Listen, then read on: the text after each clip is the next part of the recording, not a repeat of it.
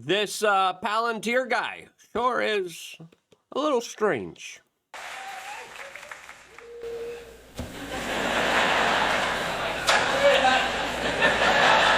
As some say, he is jumping for joy at not doing the job, as of course what's really going on right now with U.S. surveillance tech, a question that a lot of people have been asking themselves after multiple attacks on American soil that hasn't been prevented by one of the biggest privacy breaching software predictive artificial intelligence tools out there.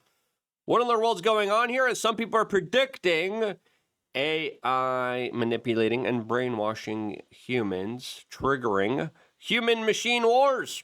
As I would say, there's a big probability we are already being manipulated by the AI systems and don't even know it. As Nick Fuentes has come out and talked about what's happening right now with this promise, with this wager of security that hasn't really panned out, hasn't really worked out that well for the American public, as now there are now bigger over egregious measures that are being implemented that are collecting your DNA, as Border Patrol now is standardizing, taking your DNA, your face scan, your iris scan, your fingerprints, and every little detail about you in order to keep you safe, as they're not keeping you safe, as Nick is making this point that I've made in response to a lot of the bigger kind of egregious actions that have happened here in the United States. He does it in a far more articulate way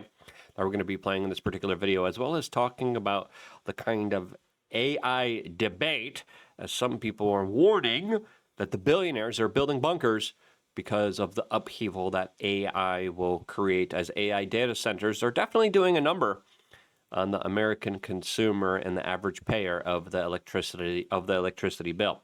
If you appreciate these type of going down the rabbit hole, pretty crazy videos, subscribe, click the notification button. We greatly appreciate all the time you spend with us as we talk about some of these issues that a lot of powerful people don't like us talking about.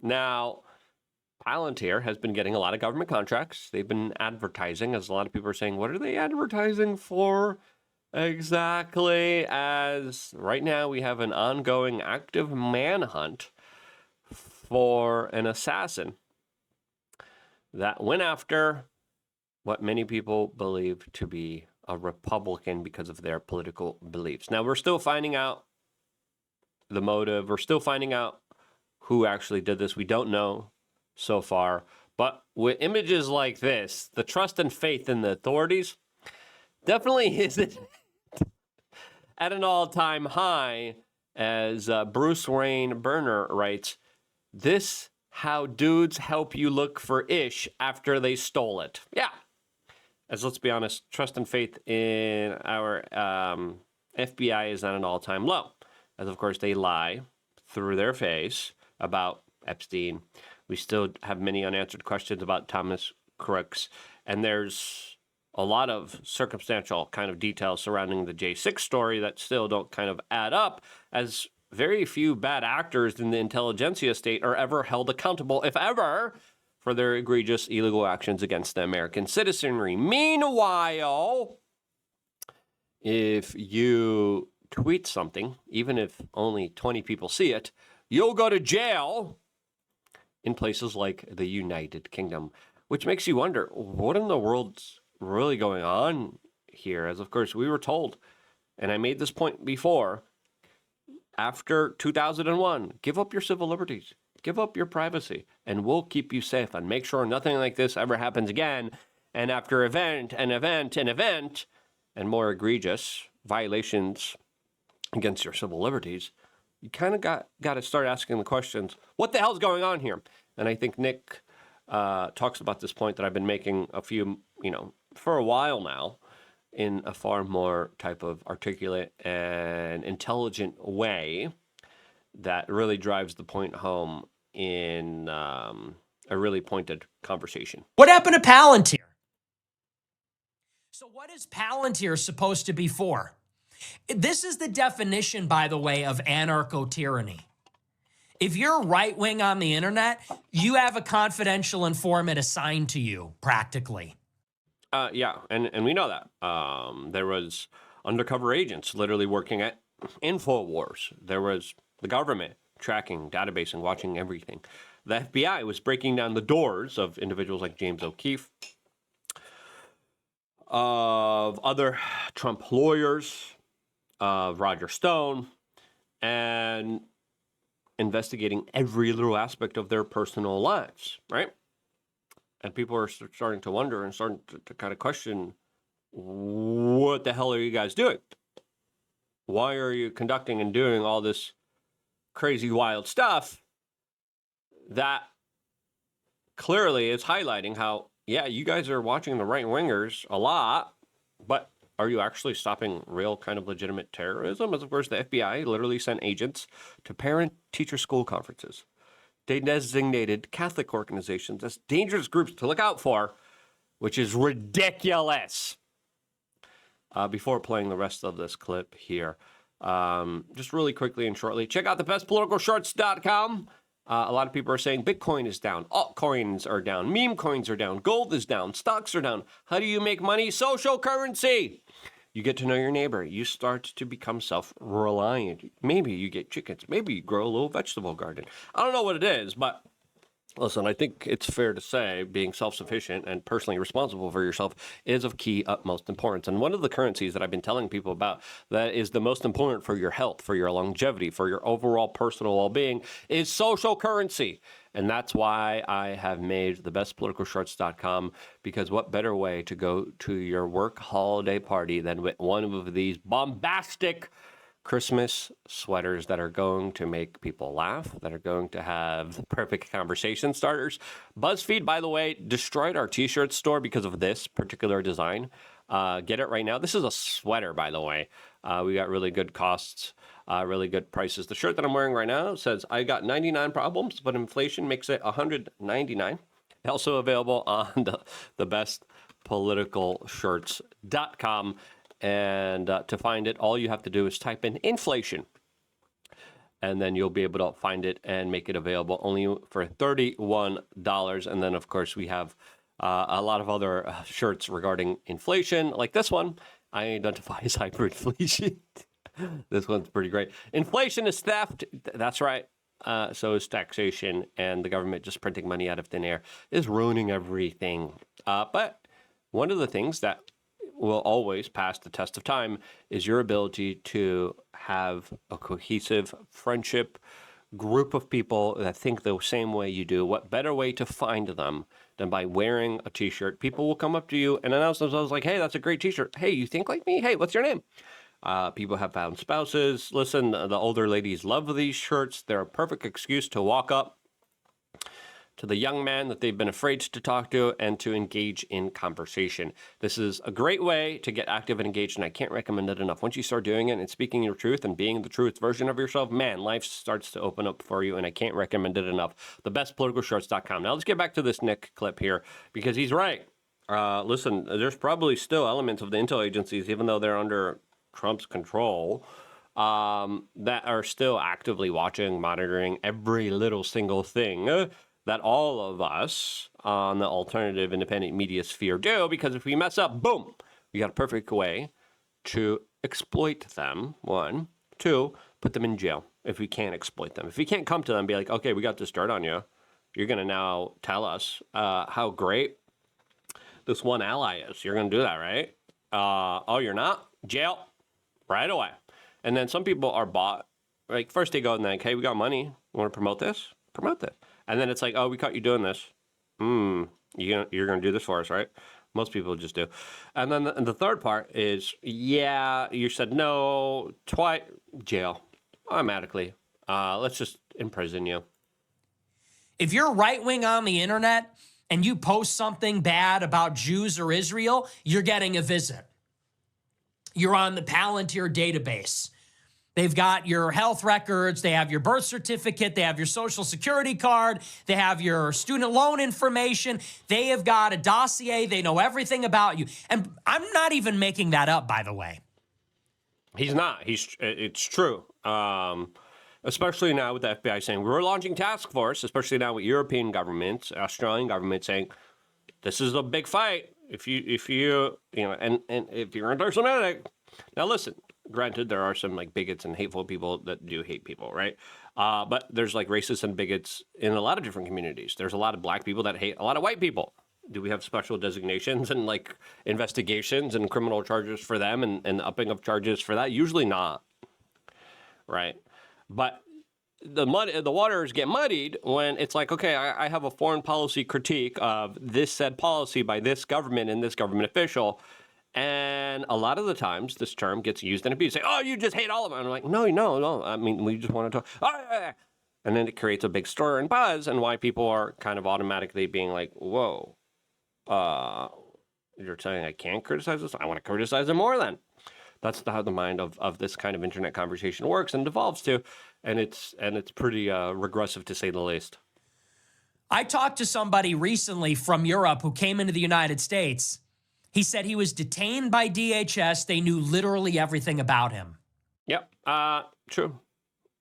And a lot of people are being interrogated, even if they're on the right, especially if they have critiques of a certain country. As the United States, under the Trump administration, says you critique this country in a certain way that we don't like, or it's interpreted in a way that we don't like, yeah, you're not going to be allowed into the United States. You're going to be detained. We're going to take all of your devices. We're going to look at every single thing you do. You have no other choice and option here in this particular matter, which is wild since Border Patrol now is collecting DNA from thousands of Americans. Border Patrol took samples from about 2,000 citizens, some of them as young as 14, and who have never faced criminal charges, new analysis shows. As now, there's a new standard in visiting the United States where you have to give up all of your internet history, all of your emails, all of your family members, your face scan, iris scan, and DNA. You have to hand over your DNA in order just to visit the United States, which is wild, which is insane. Some right-wing guy. So when it comes to that, we have the technology. It's the 21st century. We have the all-seeing orb. We have the seeing stones. We can look into cyberspace. Somebody just starts shooting people in the face. Well, we're back to good old-fashioned investigative work. I want 30 guys out there trudging the snow. Yep. I was like, oh, yeah. We have HD surveillance footage from inside the campus. We're not going to get that. The guy said something. We're not going to tell you that either. But look at these FBI agents that can't afford a shovel. You got to be kidding me, right? You don't have a rake. You're just like, you're telling me this is the best of the investigative work that we have provided to us. This is ridiculous, right? And then we're being told, hey, this right winger said this one thing. Oh, there's everything known about them. But a guy goes up and allegedly says Allah Akbar and takes someone out, and the authorities are like kicking their feet in the snow. What? But don't give them shovels. Don't give them technology. Just send them out there in their windbreakers and khakis. Just kick the snow around a little bit. That'll show we mean business for a school shooter. That's your golden age. And this is ideologically where I'm at. People say, what is my vision? What is my program? I want a competent government. I don't. This is where we disagree. And again, Nick has come out and cheered on Stalin. I'm like, come on. I would say he's definitely a little bit more of a statist than I am. And it's like, I want good government. That's like a delusion. That's like a communist saying, I want free food forever. You're not going to get it. You could want it. But you're going to be in those bread lines, right? You want your communism. I want equality under communism. You're not going to get it, right? He wants efficient government. I want no government, right? Because I think my solution is a little bit more rational than this idealistic type of government's going to be good and efficient. Never is. If you look at human history, it always is a disaster, usually, right? Predominantly. It's like, oh, we gave the government all the power. Now they have godlike power with artificial intelligence that they're building and growing and doing anything and everything for. And you're like, we want it better. No, I'm like, stop it. Stop it now. Less government, less of them spying, less of them collecting our DNA, less of them. Now he gives an example of his kind of statist view of look how great China is. And I'm like, I don't want to be like China. Why are we racing to be like China? This is where I disagree. I don't want a small government. I don't want a big government. I want an efficient government. I want government to do the things that it does very well. Pipe dream. Yeah, right. You ever been to the DMV, Nick? Right? The reason the government always sucks is because they never have an incentive to actually provide a quality or good service. Why? Because they have a monopoly. Whenever you have a monopoly, you have situations and scenarios where they take advantage of the situation. When you have an organization that will take your money and then not have any type of pressure, either financial pressure or accountability pressure to actually do a good job, they're not going to do a good job ever because they don't need to because they're the monopoly. And those are things like, in this case, finding school shooters. Now is a free market going to answer back? I don't think we live under a free market, right? Now we're talking about godlike technology, and this is where the conversation becomes a little bit nuanced for me, right? Because when we're dealing with godlike intelligence that's far superior and smarter than we are, wait, hold on there. Some people are saying government's the only thing that can be trusted. The history doesn't say that, but do we trust it in private hands? How do we handle this? As of course, the government now is enabling these private companies. They're not really private. They're kind of like CIA fronts and just like contractors. They're allowing these guys to build this kind of godlike superpower to the point where even other government insiders like Catherine Austin Fitts argue that the tech oligarchs are so big that they don't even need politicians anymore. They don't even need Donald Trump. And she was hypothetically even talking about how the oligarchs could throw Donald Trump underneath the bus. They'll do it with Epstein by the end of this year. The Epstein release is supposed to come out in 2 days, 3 days. Will that happen? Trump's going to make a big announcement tomorrow. I'm sorry, tonight. No, tomorrow, right? I got to double check that. Sorry, apologies. Or in other cases, like having a competent military or deporting illegal aliens. Susie Wiles is like, no, be careful, Trump. Don't make mistakes here. And she's the one stopping him. We want a government that is made up of serious people. We want the smartest. We want the best. The smartest doesn't always mean... Again, I get his argument. Yeah, I want the smartest, I want the best, but I also want the most moral, honest, fair people. And in politics, the system is created in a way where we get the exact opposite of that, where we get people that are bought and paid for, where we get people who need to go through a certain amount of blackmail in order to reach those positions of power, and then they're compromised, and then they're working for, of course, the special interest groups that really do pull the strings and are able to use small children for their larger power grabs. Small children in absolutely evil, horrible ways, by the way. We want the most elite people employed by the government doing the job of the state for the sake of the country. That is what we want. And that was a big part of Trump's appeal. Let's be a serious nation. Because it doesn't feel like a serious country. You look at China and you know they don't play. You look at China's government, you look at the Chinese Communist Party, you look at law and order. That's a country that doesn't fuck around. That's a that's not a country we should be praising or trying to be, right? And China has their own problems that they're dealing with as well here. But automatically getting money deducted from your bank account because you're not wearing a helmet in China shows you a draconian, tyrannical nanny state that we're racing towards. And Nick might get his way, but I don't think that's what we should be striving for personally, as the West has thrived under freedom and capitalism. And we need more of that, true senses of that, and not more statism, in my own personal opinion. And this is where I just respectfully disagree. country that isn't playing games. And say what you want about North Korea or other countries like that. One thing they have down, they have order. Yeah, I'm okay with having more freedom. That's just me.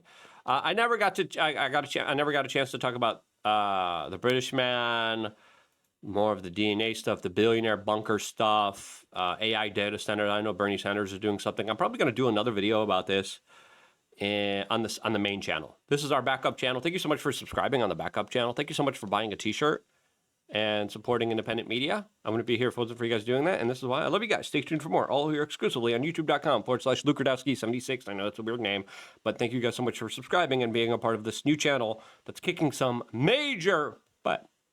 Stay tuned for more.